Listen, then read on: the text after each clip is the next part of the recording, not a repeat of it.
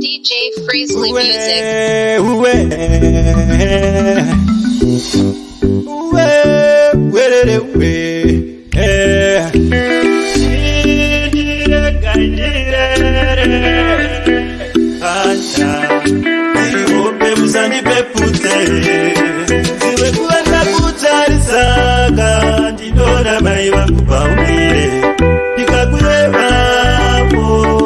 Na mai wangu paumire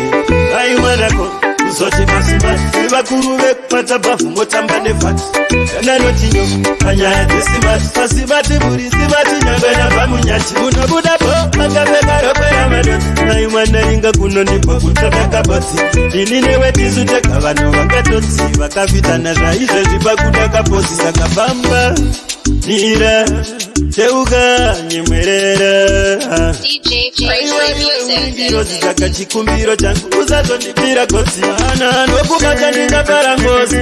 rega ndikutipe hapana chitsotsi ndingamurekerere kana nokubata ndingapara ngozi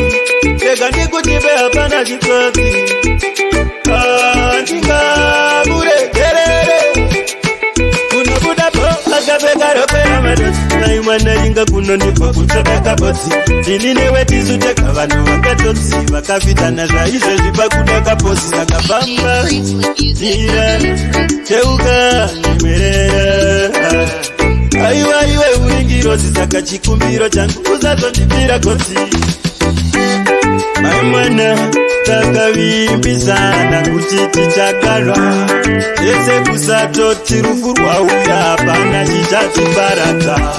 tese mukusuwa nyangwe mukufara tese mukusimba nemukurwara tese muurombo nemukupfuma tese tichakara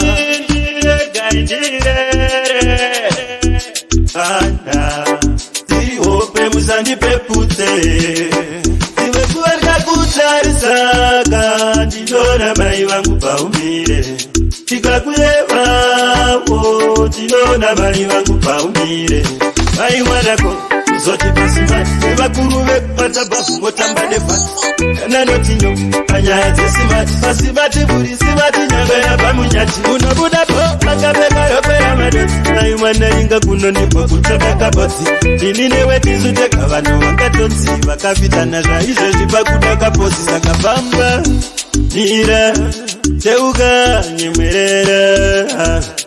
aiwa iwe uringirozi saka chikumbiro changu uzazondipira gotsi ana nokubata ndingapara ngozi rega ndikutipe hapana chitsotsi ndingamurekerere kana nokubata ndingapara ngozi rega ndikutipe hapana chitsotsi